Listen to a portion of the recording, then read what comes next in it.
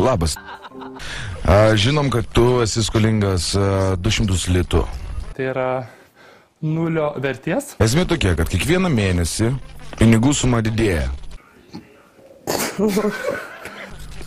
Tau juokinga čia kažkas atrodo? O kai koja tau sulaužysi, bus vis dar juokinga? Esmė tokia, po 3 mėnesio, po 30%, kai padidės suma, mes asmeniškai atvažiuojam. Jeigu tu nenori mokėti pilnos perdėtos didelės sumos, siūlau tau susimokėti iš anksto. Arba mokat, arba mokat.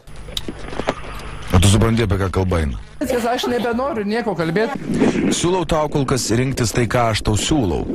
Tegul pasiema jos tas pinigus. Bet, eilinį kartą aš jau prašau, daugiau šitą temą nebekalbėti. Nu, tai aš džiaugiuosi. Tu rytoj mirsi ir ką? Dantis išmušina. Įvyko kaip įvyko,